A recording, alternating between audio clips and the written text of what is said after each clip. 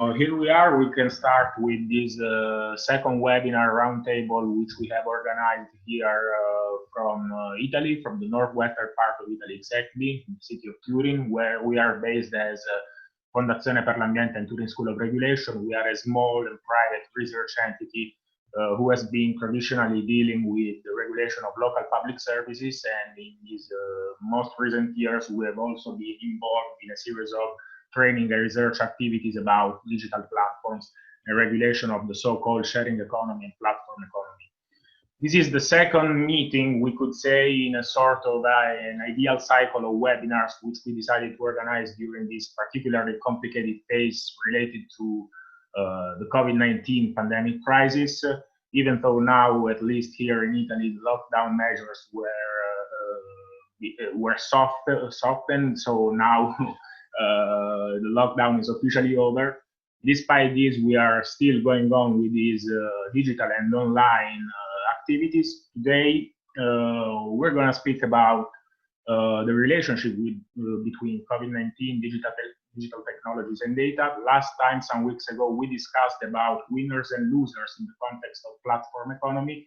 Today, as I already said, we're going to focus on a particular aspect which is closely related, of course, also to digital platforms, which is the value of data, the regulation of data. So we're going to speak about it from a series of different perspectives, both legal and economic, of course, but also from a particularly technological and technical aspect and issue. I just want to provide you with some few organizational information about the logistics of this webinar. You can write all along the discussion your questions in the chat window. So you can target panelists directly in the chat window in order to submit your questions. So more or less the structure of the seminar, of the webinar, will be as follows. There will be a first general question, which will be asked and posed by our coordinator here, Monica Postiglione. And so after this first general question, each of the speakers will have the possibility to reply. And then there will be three different, more or less targeted and personal questions for each of the speakers. After these four questions, if we will have enough time in order to stimulate a sort of debate and discussion also with you as participants, of course, we will pick and collect some of the questions you will ask in the chat. So I am going to leave the floor now directly to Monica, who will coordinate the debate and the discussion. I just wanted to conclude my short introduction and presentation by introducing the three speakers. We are delighted to have with us today Vincenzo Zenozenkovic, who is a full professor of comparative law at one of the three main universities in the city of Rome, which is Roma Tre in particular. Then we have also Maria Luisa Stasi, who is a senior legal officer at Article 19, which is a British London-based organization particularly involved in the issues of freedom of expression, freedom of information, and human rights. And she's also a lawyer with a really high expertise in competition and antitrust issues. And then we have Daniele Paulotti. She's from Turin, I guess, so from the same city of our organization. She works for a private foundation and another research entity, which is called ISI, Institute for Scientific Interchange. And she is particularly involved in research about computational and digital epidemiology, so something like data-driven and evidence-based decision-making. So I think we have a really good perspective to discuss about the topic of the seminar. I leave the floor to Monica, and thank you for your attention. Thank you, Stefano, and thanks to the speaker for accepting our invitation to participate to this webinar. We are in a particular historical period, COVID-19 and the measure adopted by to mitigate and control the pandemic of the lockdown, the physical distancing measure applied in many countries, have strongly affected all sectors of our lives, of our economy, and is always more evident the role of data and digitalization, which assume a new importance and from a certain point of view, a new meaning. In this situation of restriction, it is possible to affirm that digital services have allowed us to continue to live our lives, to be connected with relatives, friends, and colleagues. Digitalization has allowed us to buy food, goods, and services, has allowed our children to participate to school classes, allowed us to work from home, watch movies, be informed, and always be connected. We cannot deny that digitalization of our economies and societies is an ongoing process. It is since years that data and digitalization are determining a transformation of the way our economies are structured, of their business models, of social institutions, and of the way we organize our life, personal life, and social relation. And but what is now always more evident is how COVID-19 has played an important role in accelerating this process. Today, what is completely new is how, in this emergency situation, data have been used also as instrument to track down the movement of COVID-19 positive population, and to structure measures for a safe return to socialization, where the case which is the case now, for example, in Italy, where we are now allowed to go out, and the lockdown measure have been almost passed. So we are all aware of the fact that data and that the companies that manage this data had and still have a central role in shaping the system.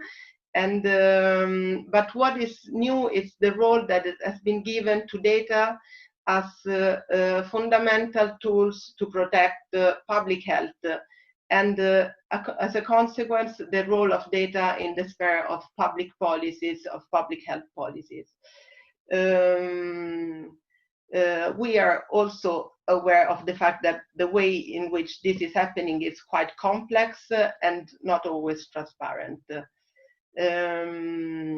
Recent years have been characterized at different level by a very active debate on the possibility to regulate what can today be defined as digital economy, and of the way that user of online platform and more general connected services are producing constantly and often unintentionally data in every passage of their digital interaction with all the services for the benefits of other players, which economies are based on data. So on one side, technological tools are seen as fundamental instruments of growth and of general improvement of knowledge, organization, coordination. If we're talking about smart cities, it is clear how the use of data and the coordination of data can become an instrument to improve all the services. Data are able to solve many problems, but on the other side, the trust in this instrument has been questioned, and data have been seen also as a problematic tools. Issues such as data externalities, public good, information asymmetries, market power, data ownership, and the role of data also in surveillance system have been at the center of a huge debate in recent years. And it is always more clear that there is a need and an urgency to intervene and to regulate this complex system in order to guarantee the highest possible level of social welfare and to prevent abuses. What is now happening, as I said before, it's that we're experiencing an acceleration of the use of these tools and at the same time of the debate about the use of these tools. So some aspects appear to be particularly problematic. The first one is that we are witnessing a tender between potential digital control service providers, which are able to, thanks to their technological ability to organize and to use algorithmic structure, to give us a very well-organized tools in this situation, and to prevent and control and to manage the expansion and of the virus. Who will be in charge of managing this system? The system of the data in this situation, it's represent a very problematic aspect, which is sharpening the debate of the role of public and private in data management. On the other side, we are also witnessing an important debate on privacy issues, and especially here in Europe, taking into consideration the models of contact tracing used or under discussion in different states. It is particularly interesting to see how issues already addressed, for example, as I said, at the European level in the GDPR will be subject to revision to be possible to use the contact tracing instrument to protect public health. So it is also another problematic aspect is the way in which these measures that now are being adopted will reverberate in the social sphere and in the functioning of the market, especially in less democratic countries, also when the emergency will be over, and so to how it will be possible to find agreement in order to guarantee a return to a different management of data after the emergency is over. So this seminar aims to discuss all these aspects, and I would like to start with a general question for all the three of the three speakers, and so I would like to ask your opinion on some aspects of what has been described. What has today already changed, what will change, and which might be the risk? This is the first question. And the second general question for all of you is about the role of public and the private in the management of this situation, and which are the possibility and the risk of a partnership between public and private actors, and in particular the role of big players such as Google and Apple, that as we saw are giving us a really huge help in organizing the contact tracing system, but on the other side it's not clear what will happen when the emergency is over. So I don't know who wants to start. Maria Luisa, let's. Okay, well, thank you very much for the introduction and for the invitation. It's a pleasure to be here. Just a couple of words to kind of present myself. I am, as it has been mentioned, I am a senior legal officer at Article 19, a free speech organization. We focus on free expression and information online and offline, and I deal mostly with the digital part. So freedom of information online mostly is my piece of cake in a way. And I tackle this usually from an infrastructural perspective. So I look at markets and the infrastructure and the way they're organized and which kind of impact they have on free expression for users or consumers, depending on the case. From this introduction, it appears pretty clear that as an organization, we have dealt during the pandemic. We have dealt with this proliferation of digital tools and digital solutions, or with those that have been presented as this digital solution for this for the pandemic challenges and problems. What I would like to say is that rightly so. The discussion around contact tracing apps or different kind of apps, quarantine apps, and different digital tools that have been used to monitor people's movement and to monitor also people's health status and so on and so forth. So the majority of conversation has been about privacy and data protection. I said rightly so because this is one of the main points, of course, but I would like to keep this a step further and try to kind of widen a little bit the scope, because all these technological solutions, they don't necessarily impact only on our privacy and data protection, but they can also impact on our free expression or freedom of assembly, freedom of movement.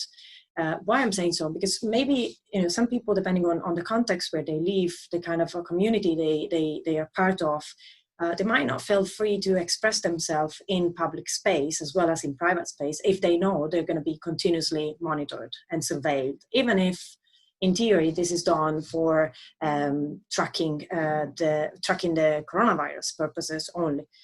So it has sort of a chilling effect on behaviors, which definitely reduce our possibility to freely express and move. And we're also convinced as an organization that each and every person has a sort of right to anonymity. And it's not only us. There are international standards that confirm this, reports from special rapporteurs at the United Nations that confirms that people do actually can have an expectation of remain anonymous in public spaces.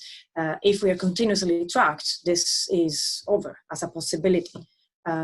There are also risks of discrimination because as long as we are not 100% clear and sure and transparent about how all this data will be used and by whom, there is a possibility that certain communities or certain categories of people would be discriminated because of, they kind of based on the data that are going to be collected about them. So this is just to say that what's at stake for us is not only privacy, but it's a number of fundamental rights that are all interlinked with privacy, of course. The other perhaps important thing is that we're not talking. So there is, in the debate about what's at risk, there has been this kind of false dichotomy in between, privacy on one side and protection of public health on the other side, or fundamental rights on one side and protecting people on the other side. I don't think this is the case. I think that the two, they're not alternative. We can protect privacy and fundamental rights at the same time. We can try to protect people's health and to put in place a system of responses to the pandemic that will actually improve and protect people's health. I think this dichotomy has been used very, very often to kind of smooth in the public debate the increasing use of surveillance technology, and to recur very often to this what is called now technological solutionism. Basically kind of try to pass the message that a digital tool is going to be enough to solve a way more complex problem that might requires a number of actions altogether, a system of responses, not one response. And possibly contact tracing apps might be a way to help this system of response, but it might not be the core nor the only possibility. So what I'm trying to say is that what I've noticed is that there is a narrative where this dichotomy between rights and health, privacy and health, has been used to kind of normalize surveillance. And this is pretty dangerous. It's not the first time it has been said. It has been done. I tend to use the comparison with the terrorism threat a couple of years ago. Well, a couple of years ago. It's about decades now that we're facing this. But the terrorism fear and challenge has been used as a way to normalize the use of a number of surveillance technologies that otherwise would have been resisted by society. And I see a very similar trend now. There are many parallelisms that we should kind of resist as much as we can, and push at least for a more open and a more articulated, let's say, debate. The main point will always be to ask ourselves, based on the international standards on human rights and international framework, when we are talking about something that is very invasive in our life and in our rights, is this really necessary? And is the invasion in our rights proportionate to the aim that we want to achieve? And so, in other words, is this tool really the right tool to be used? This conversation has not been deployed at the level that we would have hoped or we were calling for. We meaning Article 19, but this is a very shared approach within civil society, fortunately enough, in different areas of the world. But for your second question, just briefly about public, private, etc. Well, there what we have noticed is a lot of lack of transparency.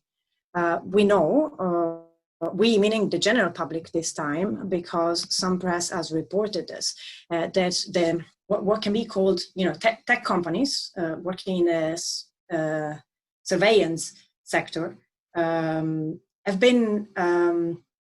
approached a number of governments as proposing software solutions and a number of also other technological solutions for tracking, monitoring, and spying in order to be used for as tools for during the pandemic.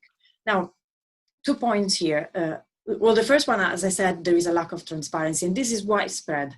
It's not only in non-democratic countries, but it has been, and it is an issue also within European Union, within at the member states level, and also at the European Union level, because there've been a number of MMPs. They've actually very recently claimed that there's been no transparency between how, if, and when the European Commission is now dealing with Palantir, who is, as many of you know, is one of the biggest companies working in surveillance, in the surveillance industry. So lack of transparency is the first. The second one is that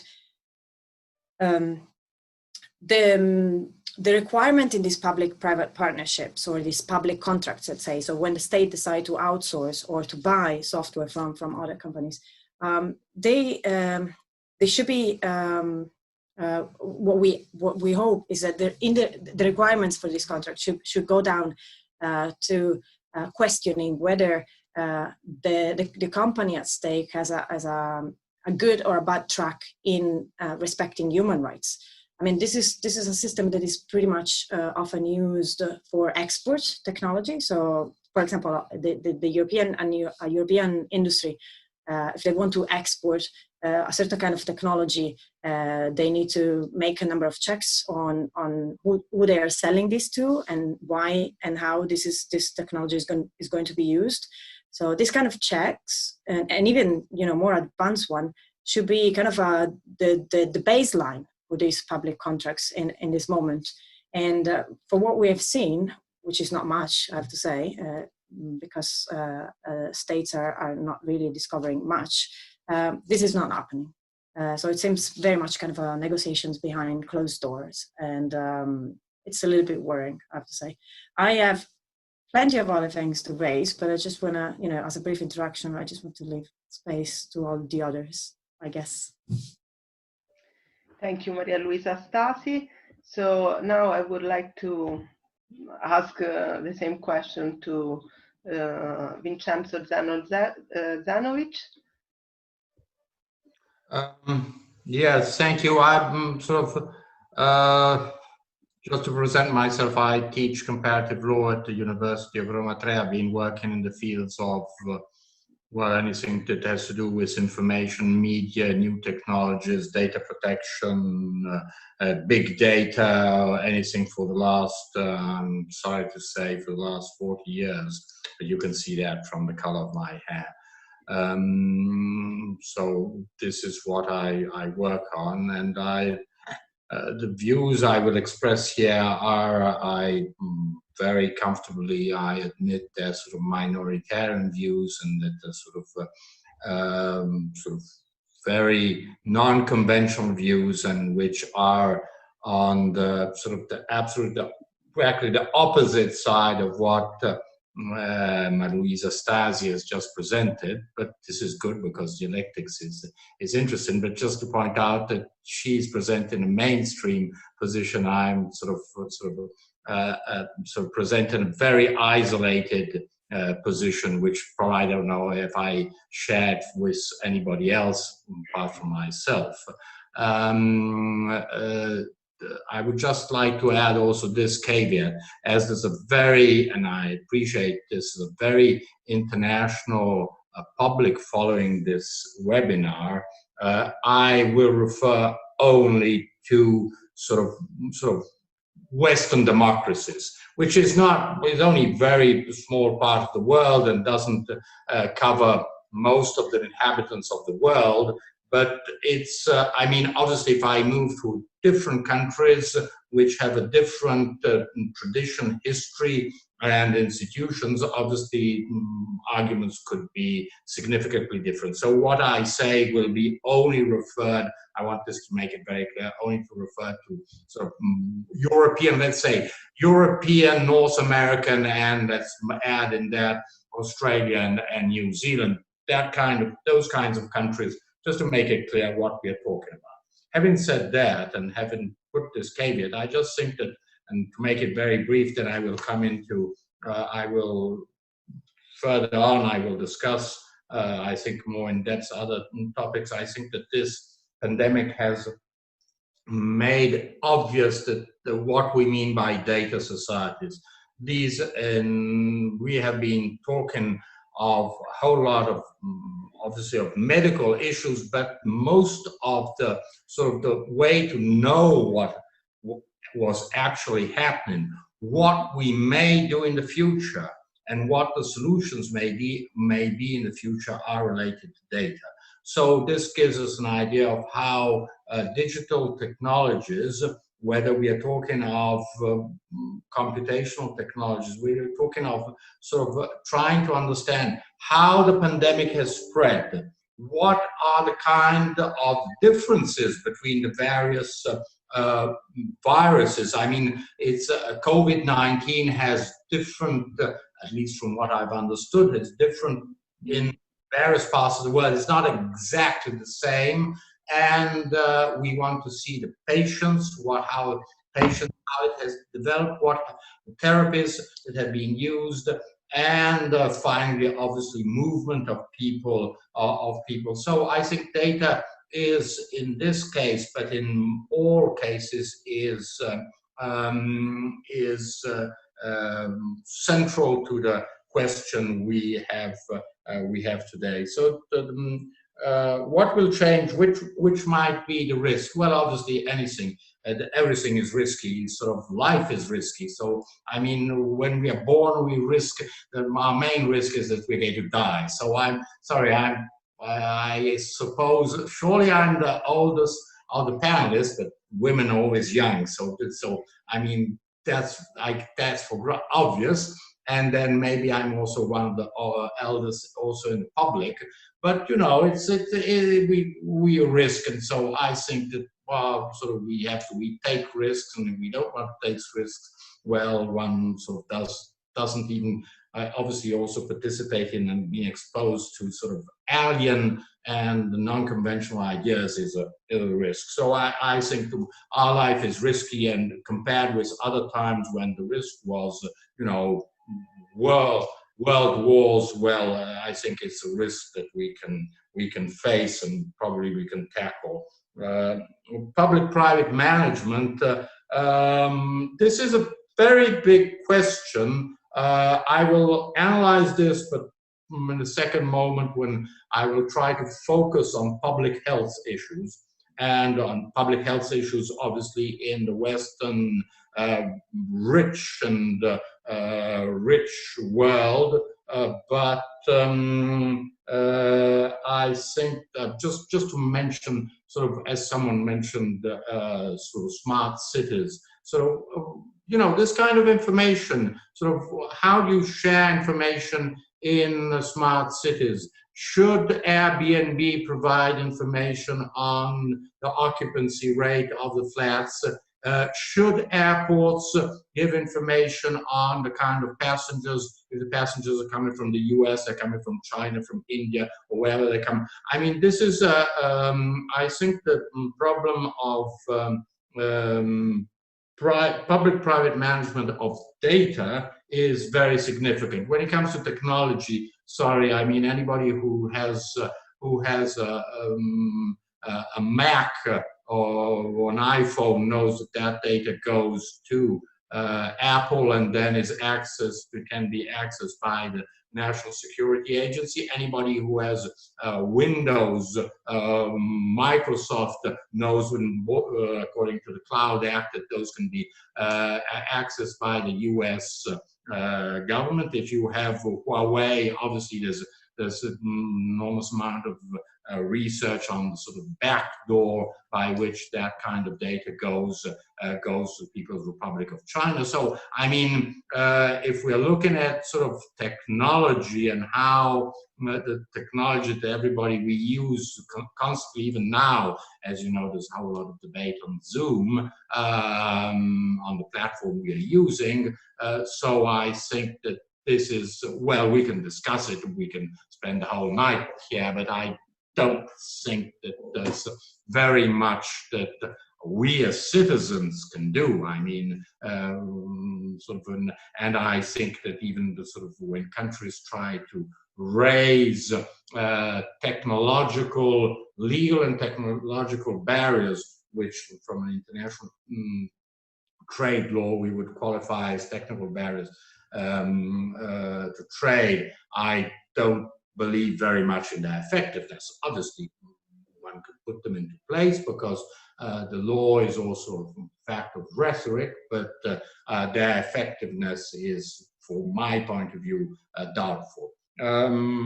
Public-private management seems to me quite obvious that all the technology is private, and there's no state as a state that owns technology. Networks are partially under control of states. So, well, the state can somehow control the network, but not the hardware and the software, which are completely private. So it seems quite obvious that there must be some kind of agreement between public sphere and private sphere. But I'll just stop there. Thank you very much for this answer. It's interesting how the debate is developing, and probably there will be different perspective, which is always good. And so now I would like to talk with Daniele Paulo and to know what from her perspective, which I'm sure will be different because she has a different background. Yes, thank you so much, first of all, for the invitation with these exciting panelists. I think the debate is already heating up, as you were saying. So my name is Daniele Paulo. I'm a senior research scientist at ISI Foundation in Turin, which is a small private research institution devoted to data science and complex systems. I am a physicist by training, but I have been working with epidemiologists and public health officials since more than 10 years. And I would like to stress the fact that public health and data, it's a marriage that goes back 200 years, actually. So, as a physicist, I have been attracted to epidemiology because it's profoundly based on the collection of data about the health of the population, which drive important decisions that we have seen nowadays more than ever can really have an impact on the health of the population at a global scale. So I joined ISI in 2006 when Professor Vespignani was a director. You might have heard of him in many, news programs in Italy. And he's the founding father of complex networks as a way to study how diseases propagate on a global scale. So the idea is to use how humans move around, really mobility, on a global scale to try and predict how pandemic can unfold and spread in a matter of days and months.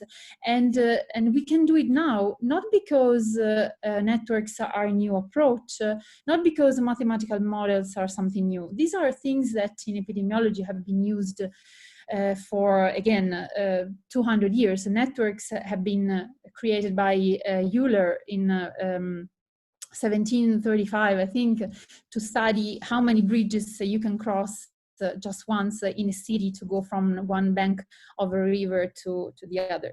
But the idea is the amount of data, the abundance, the unprecedented abundance of data that unlocks really a potential use in epidemiology that has not been seen before. And so, again, Vespignani was the first at the beginning of 2000 to suggest how studying the air travel network on a global scale, we can try and predict pandemics. And this is exactly what he has been doing for H1N1 10 years ago, in which work I was involved, and now for COVID-19.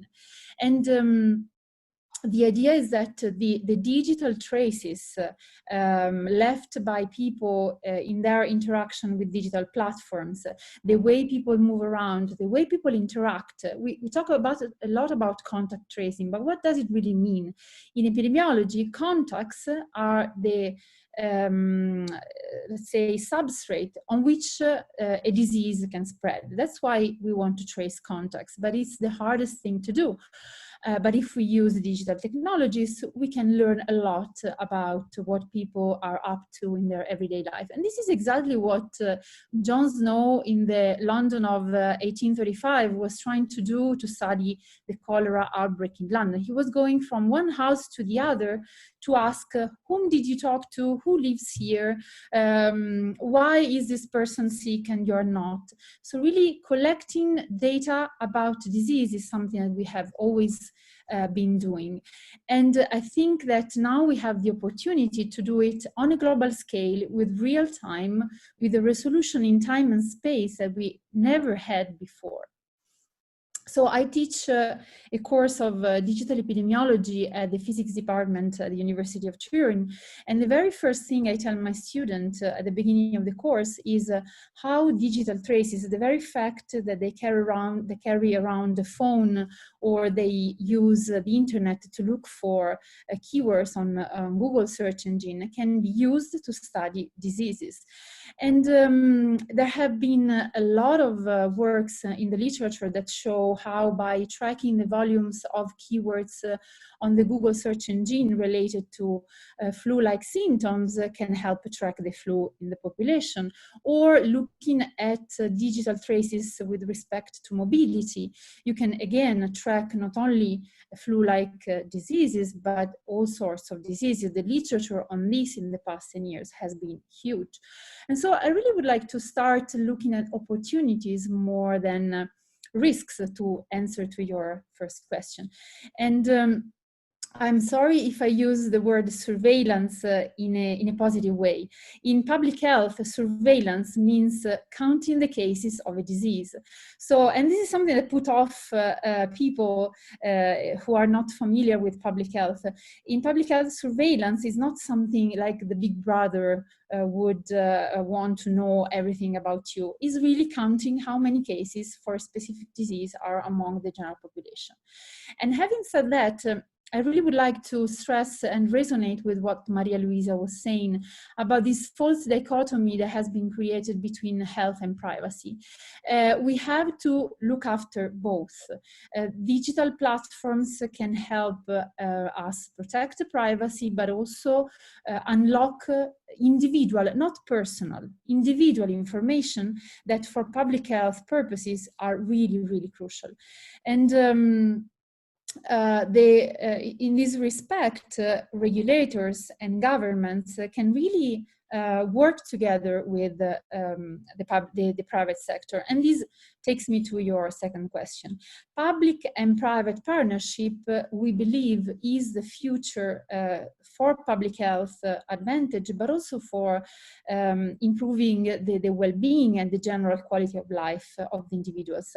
We all take advantage of the services provided by Facebook, by Google, and as a side effect, they use our own personal data to make their business.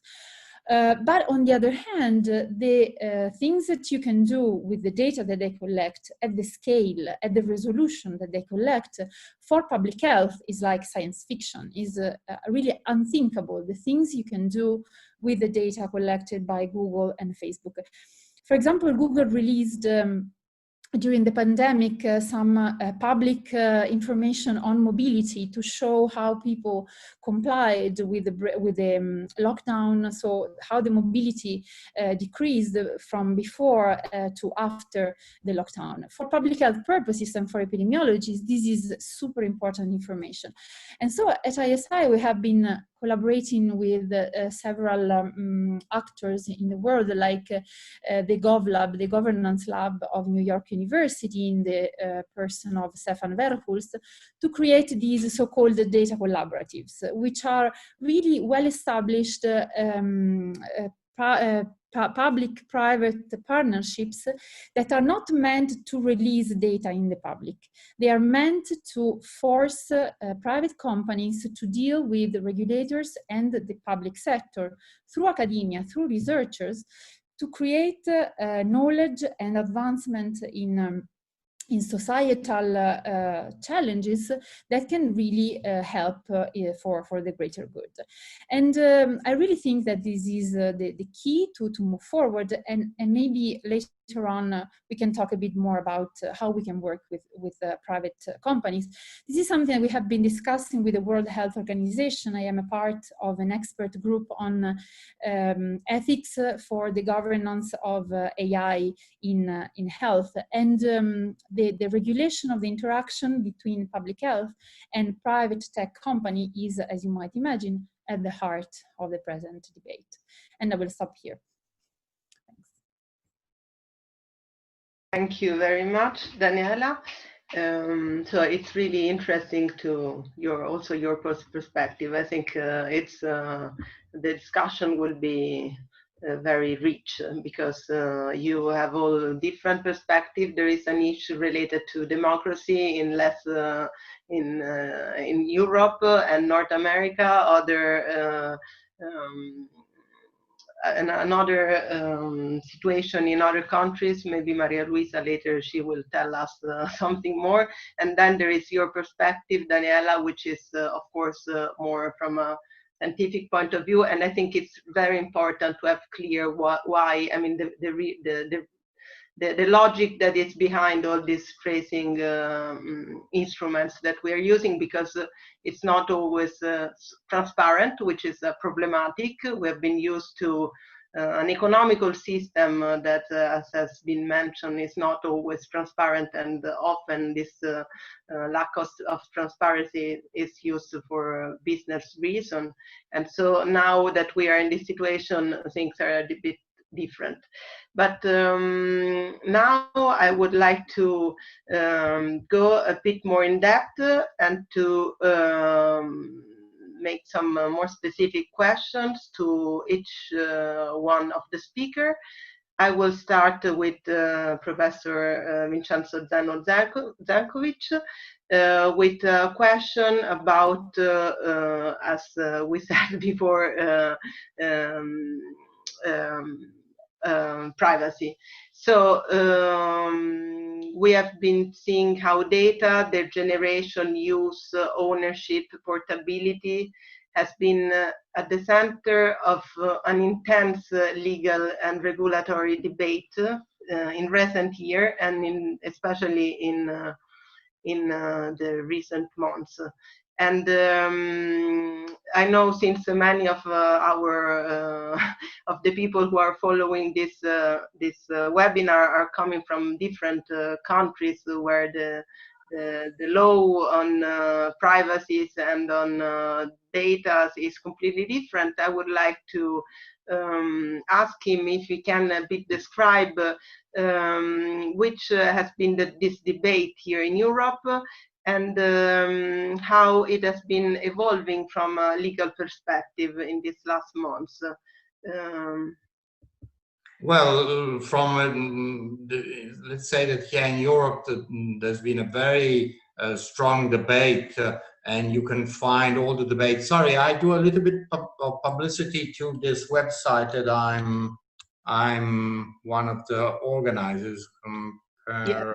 Please share all the information you have on all the website, because I think it's good. Yes, I'm just here. We are Comparative COVID Law. It's a website that Italian Association of Comparative Law, of which I'm the chairman, has set up, and has by now covers about 120 jurisdictions and about 1,100 comments and articles, and there's a section devoted to data protection. And so you can find anything data protection from, obviously, from Australia to Alaska, and obviously in Europe. So one of the main issues has been that of trying to understand if it was possible to introduce tracking systems using mobile phones, smartphones, and what was the compatibility of these tracing or tracking applications with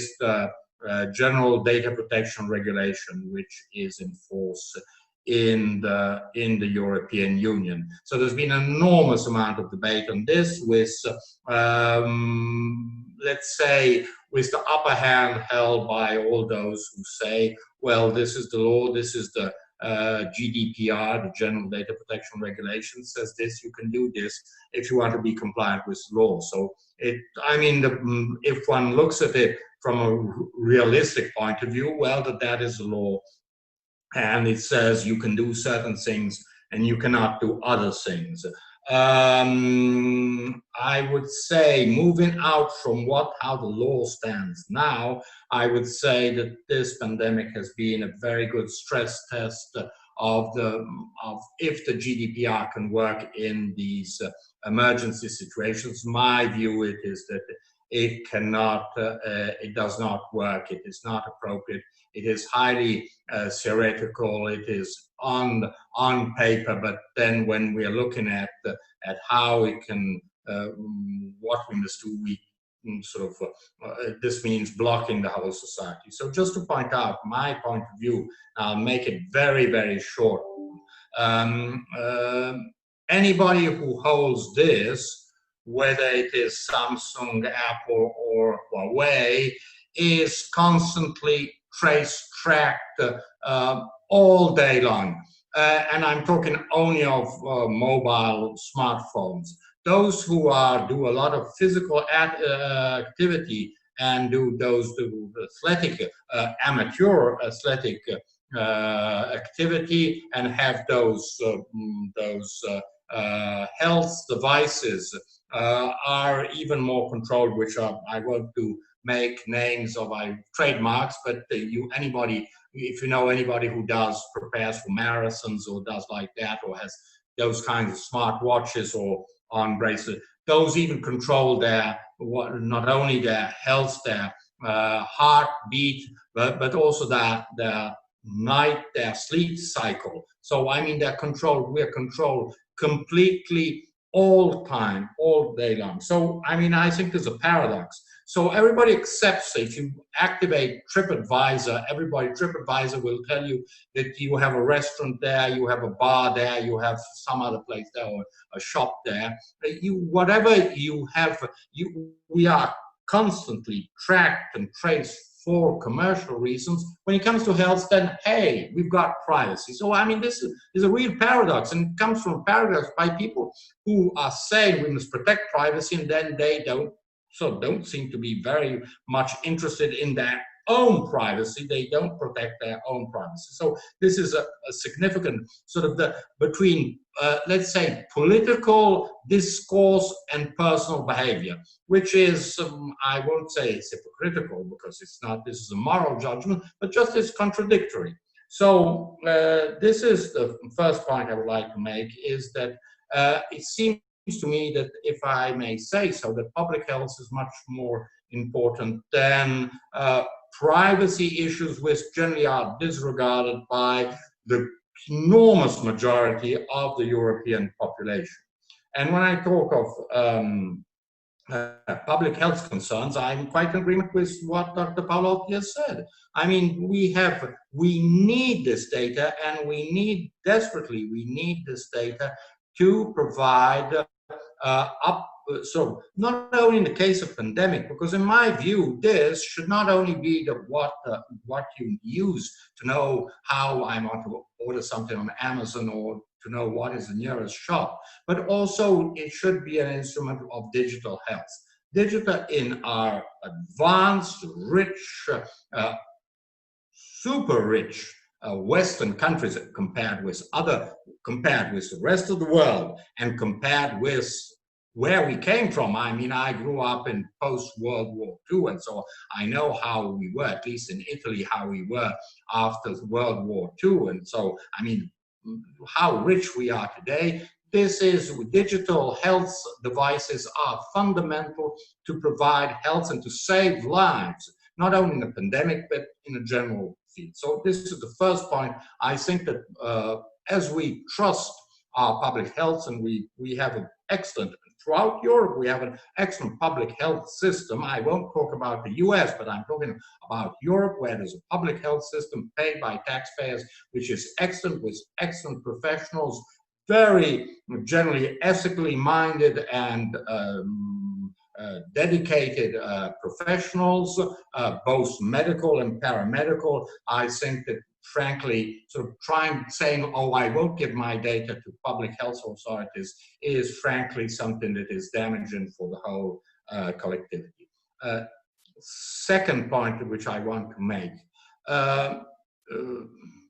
There was a mention, Dr. Stasi mentioned the issue of terrorism, which is quite true. I mean, first in the US and then in Europe, the terrorist attacks have been the occasion to restrict a certain amount of freedoms and to introduce forms of surveillance. Again, here I would like to point out that when from Europe we sort of challenged, we said, hey, you put this Patriot Act that you enacted immediately after 9/11 is something that is contrary to any kind of democracy. Sort of just think of how the Patriot Act works with the sort of control that so someone can seize everything, and you can't even tell your lawyer that your documents, your files have been. So I mean, we said this is dreadful, unacceptable. As soon as in Europe we had similar, not in Spain, I don't know why, because Spain maybe has no voice, didn't have it, but as soon as there was the Bataclan attacks in November 2015 and then the Brussels airport, I mean, we're talking of dramatic facts, but we're talking of sort of 10 times less, even more, 20 times less people that were killed in the US. Well, we enacted with our measures, we enacted security measures which are absolutely similar to the US Patriot Act.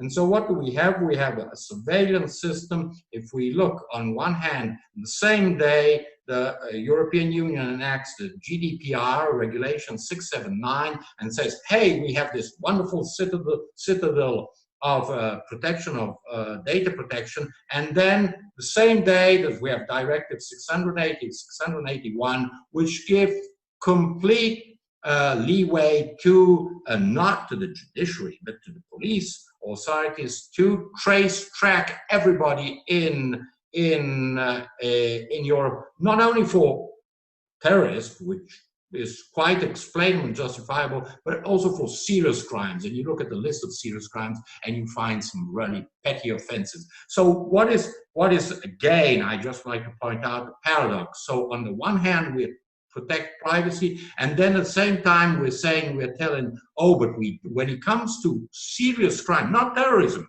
I'm saying, repeating, not only terrorism, but to serious crime, which according to me is not serious. I mean, just you could include a sort of downloading of copyrighted work that falls within serious crime. Not that I against copyright, but just to point out what is the notion of serious crime.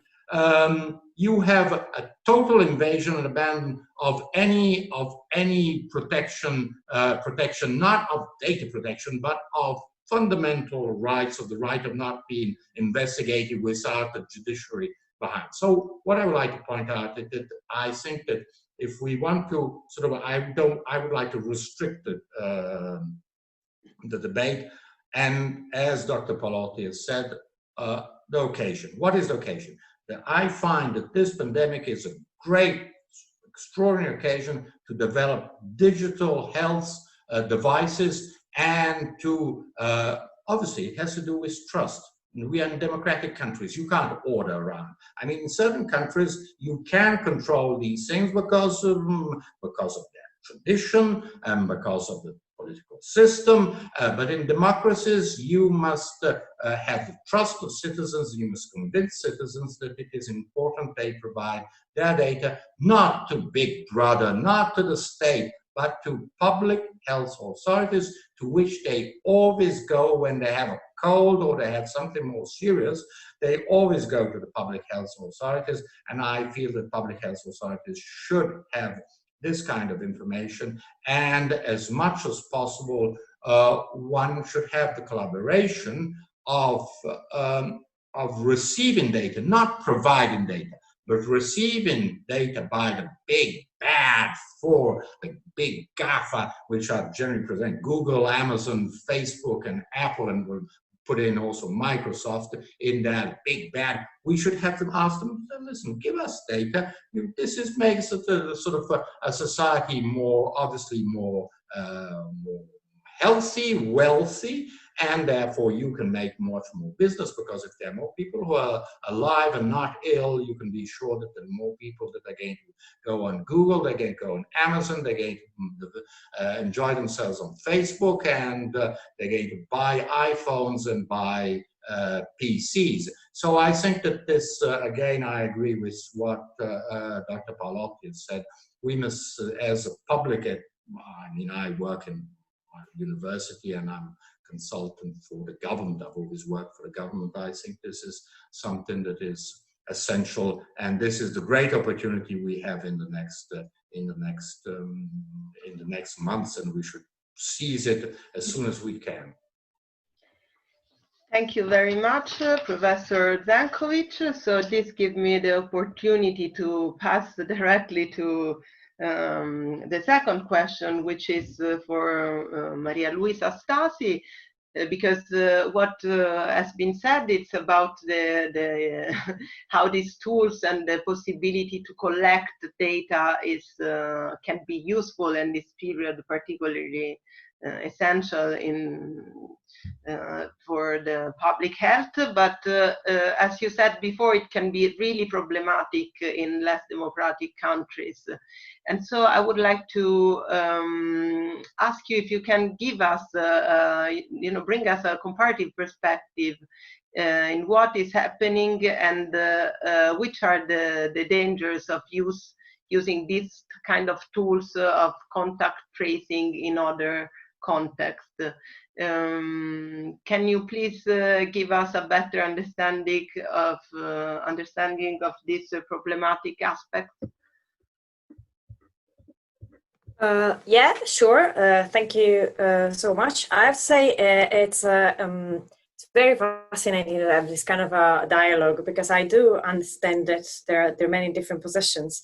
I have to say, before I pass to kind of a more comparative, meaning, you know, non-EU, non-Western country perspective, which is just giving you a couple of examples of what's happening. I have to say that I see, of course, I see where all the excellent points raised by Professor Zanadankovic come from. What I strongly disagree with as a citizen, more than as part of the civil society, as a citizen, as a user of digital platform services, is my perception of the GDPR, because I do understand that the GDPR is not perfect, but I see this coming as at the end of a long path where, you know, there have been debates in society about the need for stronger data protection to defend people in a way from misuses, from business models that were kind of very invasive and so on and so forth. So I see that the awareness that I as a completely average user, I'm not talking as a lawyer or as an activist, as an average user, the awareness that I have about how invasive those business models are and how much data they're extracting from me, and the desire that I might have about having an alternative, are way more mature now than 10 years ago when all this started, or 20 years ago. So I have a little bit more optimistic perception of where we are and where we came, considering where we came from. And I see the GDPR as a kind of one of the milestone achievement. You said that, of course, that this theoretical is highly theoretical. Well, I think that we need to reflect about enforcement. I mean, maybe it seems too theoretical because we simply didn't have a proper enforcement, because a proper enforcement of the GDPR means to somehow impose to these big platforms to change their business model, a substantial part of it. It requires a cultural shift as well, not only an economic and business model shift. But as I said, you know, well, we can have this discussion later on, and if there is time. But I just wanted to say that for once, it's nice to see that I'm way more optimistic on the perception, on this perception. So what we see happening outside the Western countries, and why the context mattered that much in the assessment of this kind of moves and challenges. Well, it's pretty easy to say that each of us more or less has mentioned the word trust, and the fact that, you know, you need to trust the health authority because those are the ones that they're going to help you, and there needs to be trust in governments, etc. I think that in a number of cases, in a number of countries, it's exactly this trust that is lacking. And it's lacking because there is lack of transparency, and there is lack of accountability in the way those tools are used. And this, you know, for example, there are countries where the contact tracing is managed by spying agencies, not by public authority, but public health authorities. So the people that are tracking, they're collecting data, the people data are not public health authority, but are the same people that are tracking terrorists or criminals. In other countries like India or China, the use of technology to help facing the pandemic goes up to having, for example, special helmets with face recognition and thermal camera. This is actually used, or at least we are in a pilot phase in Italy as well with the Carabinieri, with the police, and the idea is that this has been marketed as a way to protect people, but the reality is that it's providing each and every policeman with a face recognition tool, without any need for a specific purpose or a specific framework. In countries, there is also the issue about whether these tools, contact tracing, these apps, for example, are mandatory or voluntary. In Europe, there appears to be no doubt on the fact that they should be, the uptake needs to be voluntary.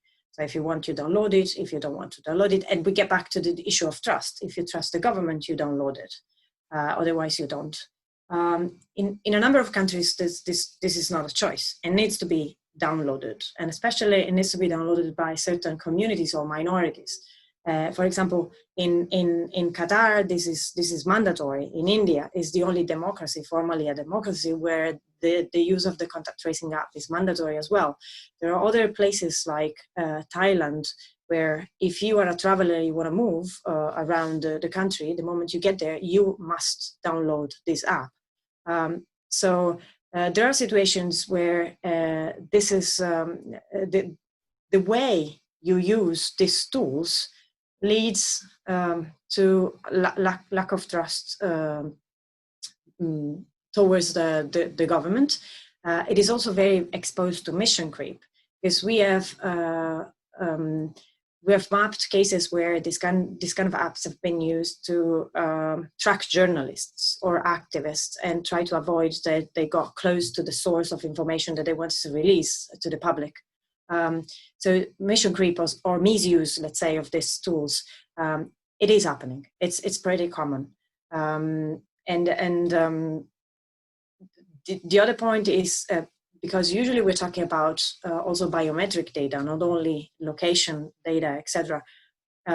Once those data are collected, they cannot be changed as a password. They're there, and they can be continuously used against certain categories.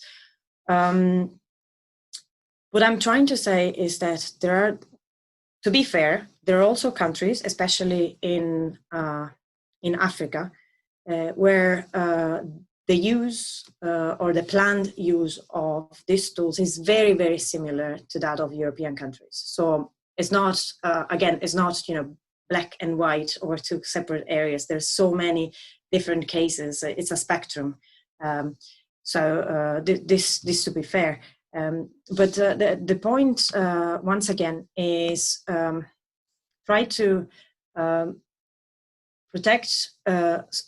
try to engage in a conversation that it does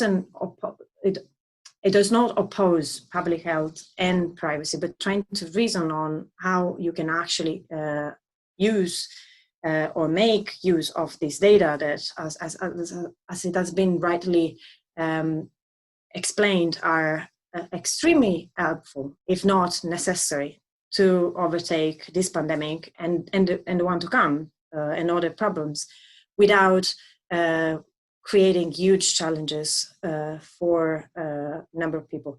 There is also another issue that I would like to raise here, where we talk about yes, regional areas that are not the Western countries, although this is an issue also in different areas of European member states, as well as some areas of the United States or Canada, which is the digital divide.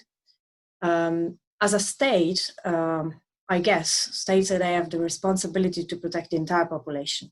But in a number of states or in a number of contexts, a big part or a part of the population, can be bigger or smaller depending on where we are, does not have access to either a device or a good connectivity, or it doesn't have the digital skills to use these tools properly.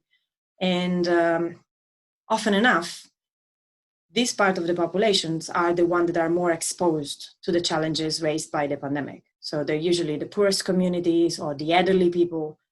So the point is, if a state bets everything on digital tools, how then it's possible to protect this particular part of the population? Even if we overtake the issue of a mandatory or voluntary tool and the issue of the uptake, which is yet a major problem, how we can protect those that in this specific case, they seem to be more in need of protection. So yeah, I realized that some of the challenges are very similar, but other challenges might be harsher in other contexts. And because this is a global pandemic, most probably we need to kind of try to find a solution that works in each different context. Otherwise, we're not gonna be able to overtake it as a collectivity, let's say. Thank you very much, Maria Luisa. So now I would like to pass to leave the floor to Daniele Paulotti and ask her if she can describe us a bit better the project she's involved in this period, and give us an idea of the meaning, the real meaning of the tracing of all this data, and how can this data be useful to to control what is happening, and how also things will develop in the future. Because the other thing is that we have been all shocked by this emergency, and so we were not prepared to deal with this amount of data, how to manage the amount of data, who was going to manage the system, the tracking system. But probably what is interesting is to better understand how things will evolve in the future. And I don't know, let's see what will happen, but probably you will be able to give us more information. So thank you so much again, and thanks to the other panelists for very interesting speeches.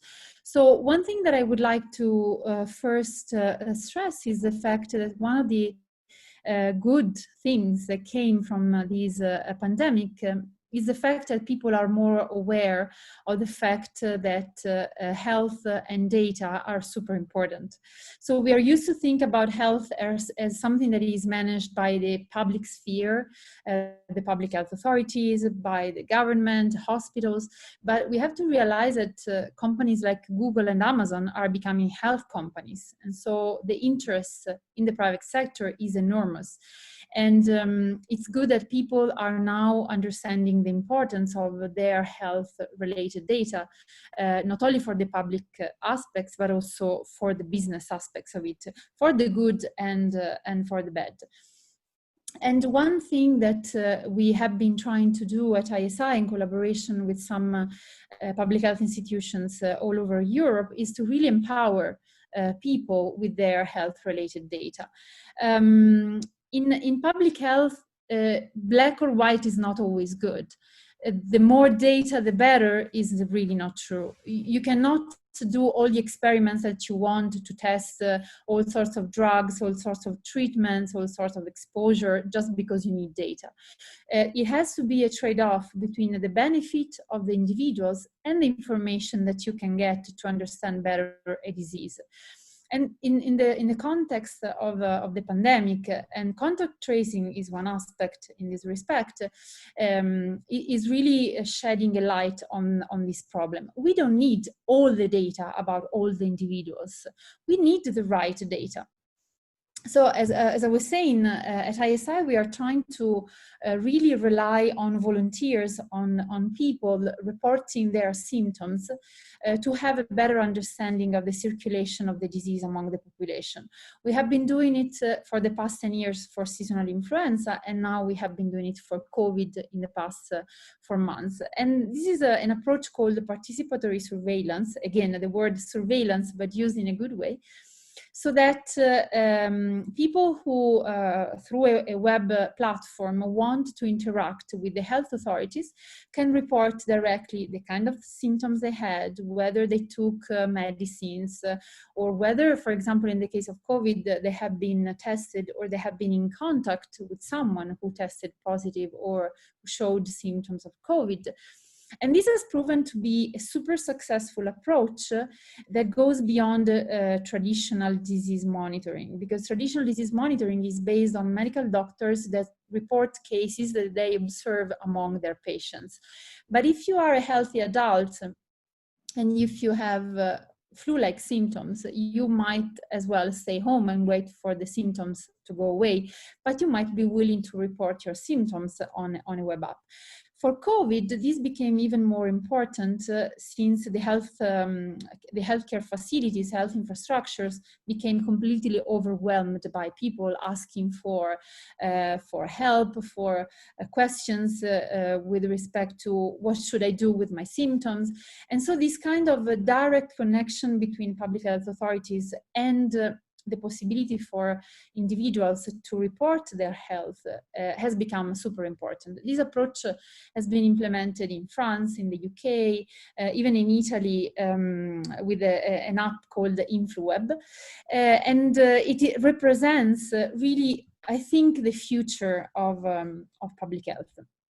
Contact tracing is super important because, as I mentioned, we need to know how people interact among each other in order to predict how likely is the disease to spread among the society. But I don't need to know everything about all the contacts. And I just need to know some specific information. And this can be done with privacy-preserving technologies. So again, you have to strike a balance between the information that you can get and the benefit for users. Maria Luisa mentioned the fact that these technologies in non-democratic countries can really be leveraged for bad purposes, and there are governments who really exploit these information to spy on the population. Well, these technologies have to be built in a privacy-preserving fashion in the first place, so that no government can use them to spy on, but only to extract the voluntarily provided information. For example, if I know that I am exposed to someone who has been flagged as positive, and I don't know who that someone is, I have to be able voluntarily to report this contact. But if I don't want to report it, I shouldn't be forced to report it. And so and this has been possible in Europe because of a 4 months long discussion between some people tasked by governments to come up with solutions that are privacy preserving, in collaboration with companies like Google and Apple. So only this dialogue that had at the core the interests of the individuals, their privacy, but also their health, has made this, let's say, infrastructure possible. How long will we need to keep it functioning? We don't know, but we know for sure that this is only one aspect of all the things that public health can put in place to be prepared for the next pandemic. And for sure, having a say closer connection with the population, with the individuals, but on a voluntary basis, is the way to go for preparedness. We know that very likely a second wave will likely come. We know for sure that there will be other health-related emergencies. And I think what really lacked was the communication between the population and health authorities at a very high resolution, at a fine-grained scale. And technology can really help on that, while still preserving our right of not being known, of remaining anonymous. Of course, it's a very nuanced perspective. There is no black and white here. There are no good and evil actors.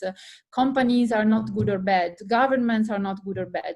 We have to put the right fences to preserve privacy and health at the same time for individuals, having in mind the nuanced role that the private and the public can play in all of this. Okay, thank you very much. So I think we only have 10 minutes left. There was an interesting question coming from the attendees, but it was about digital divide, which has already Maria Luisa has been talking about it. So we have another question which is related to this last thing that Daniela was talking about, and again, on the role of this big tech company, because of course this is creating quite a big, people are worried about the role of this big player, because of course they're able to offer really well organized structure, but what is not completely clear is like in the Italian case and in many other European countries, the data that are coming from contact tracing apps cannot be monetized, and so what what is the possibility, what is the interest for these big players, and how, as you said, probably this big player will enter in the health sector, and so somehow probably this data will somehow at a certain point be become profitable, and so this is a big issue that probably needs to be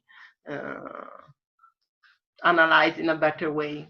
I don't know, I would like to ask all the... Yeah. I just would like to mention that some of these companies like Apple really value the privacy of their users as a primary, let's say, very important asset.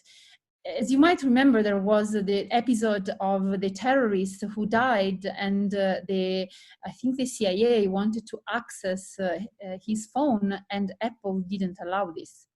So in this respect, it seems to be the case that these companies really are keen on preserving the privacy of their users because it is their main asset. They cannot lose their face, otherwise they will lose customers. On the other hand, I mentioned the fact that in Italy and in the rest of Europe, the synergy and dialogue between task forces and companies has created a privacy preserving technology. You might have heard of this DP3T protocol that is open and public, and that is the protocol around which the apps in the various countries have been created. No individual data are collected outside of the phone of each individual. Everything is distributed. There is no central repository of the contacts of these individuals. These companies, Google and Apple, don't collect this data. The governments don't collect this data.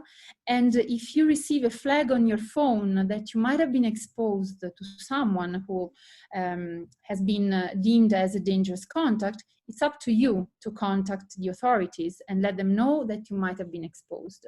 And it would be the very same thing if you visit a friend who has symptoms and you know that you have been exposed. It's up to you to stay quarantined or to tell your doctor, look, I visited my friend that has symptoms. So again, it's voluntarily based and is completely distributed, and this data cannot be monetized.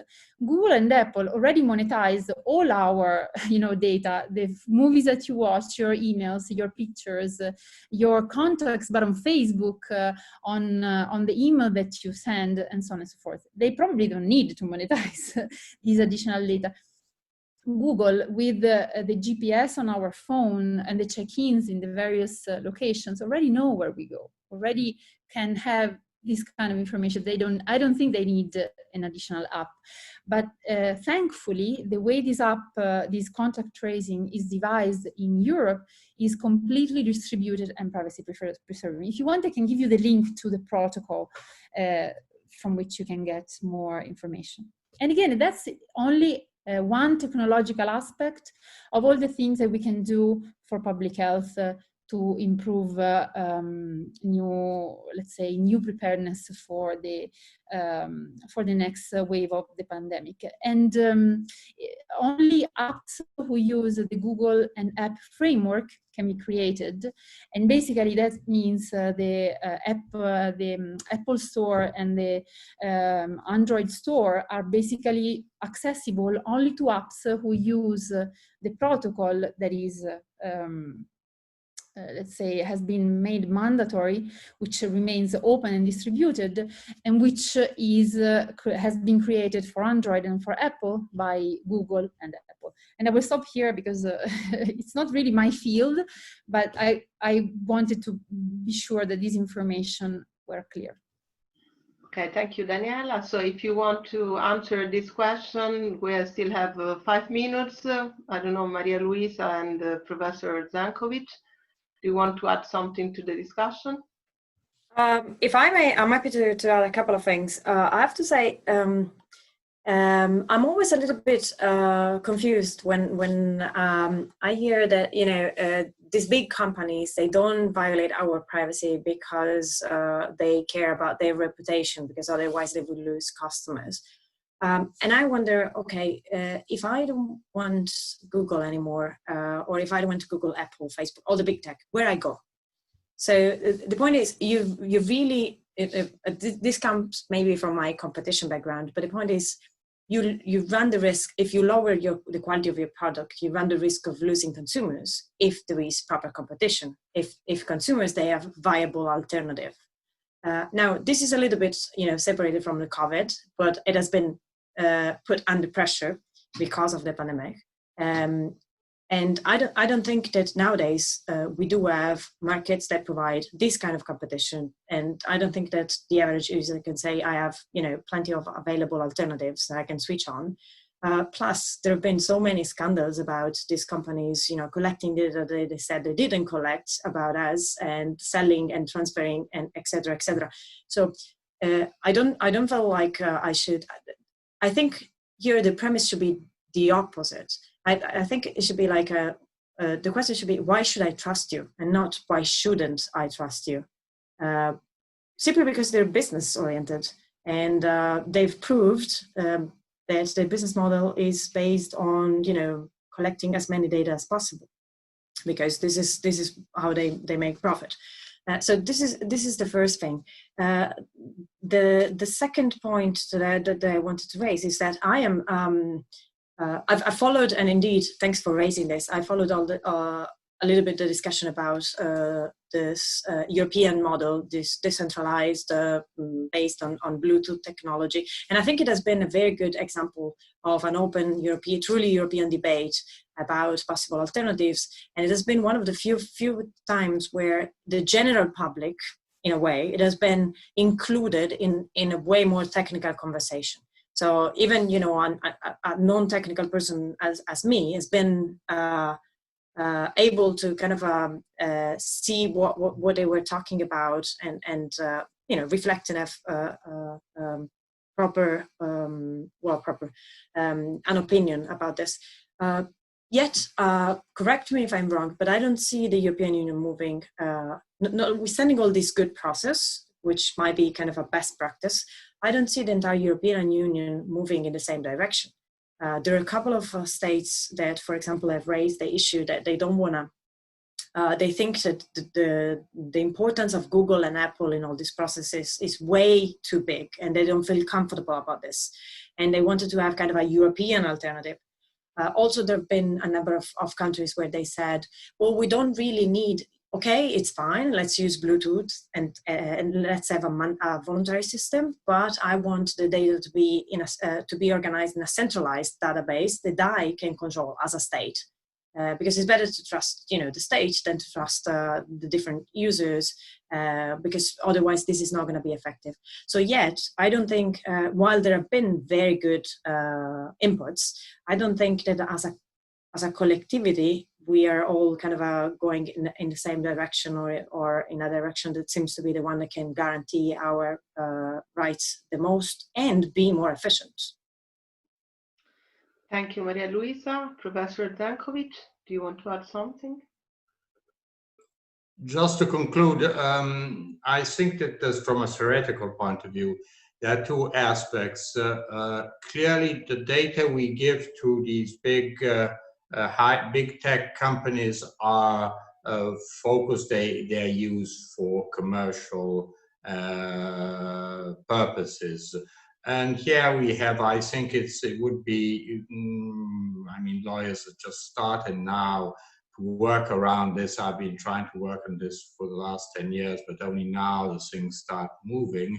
The relationship between consumers who are at the same time data providers. And here we have Directive 2161 of 2019. And so to what extent I'm protected when I provide my data in exchange for certain services? Am I is it data protection or is it consumer protection? Frankly, I prefer to see it on the consumer protection, but anyhow, just to point out, this is a very important aspect. But at the same time, and this sometimes is forgotten, is that we have, as we are just a bundle of data. I mean, we exist physically, but we exist also digitally. We have to separate the two aspects. Consumers and citizens. So I think that it's very important that we analyze the issue of a digital citizenship, which has to do with a whole set of aspects, including obviously digital divide. But this is, I think, that we should also keep in mind when we look at constitution provisions and so on, and think of the digital technologies and how they enhance citizenship and they empower citizens and to make our democratic, I'm just thinking of typically voting, which I think would be very important if throughout Europe we manage to introduce somehow digital technologies in voting, just to show, just to know how strong this can be, the relation can be with democratic institutions. Just to point out that I think data protection somehow tends to look more at hey, but there's these big companies are going to abuse of your data. I would like also to discuss about citizenship and our use and how we responsibly use digital technologies. This is why, but I don't want to throw a hammer in the glass cabinet, but I'm against anonymity in democratic systems of communication on the internet. But this is just to show that there's a lot of debate. I think that we should be wide open, robust, uninhibited, but also, well, you should know who is speaking. Otherwise, we have all the issues of interference, bots, and those machines that somehow can influence opinions and electoral systems. Just to point out how much when we look at this from a citizen's point of view, there's a whole lot of other issues behind the pandemic. Thank you very much. So we are out of time officially. So now I have to go to the conclusion. It has been a very rich discussion with different perspectives, and it's quite difficult to sum up what has been said. So, but I think that it's important that, of course, digitalization the use of data will increase in the forecast period in many different ways, and that it will be important to continue to monitor and to better understand how this system is managed, by whom, both in democratic countries and in less democratic countries, because what is clear is that digitalization and data and system of the way data were used, both from health reason and from economical reason, is going to have a huge impact on all aspects of our life as consumers and as citizens. So I would like to thank a lot Professor Zenkovic, Maria Luisa Stasi, and Daniele Paulo for joining us in this roundtable and the audience for their attention. The webinar will be online in the next days on our website, and so thank you a lot and have a nice evening.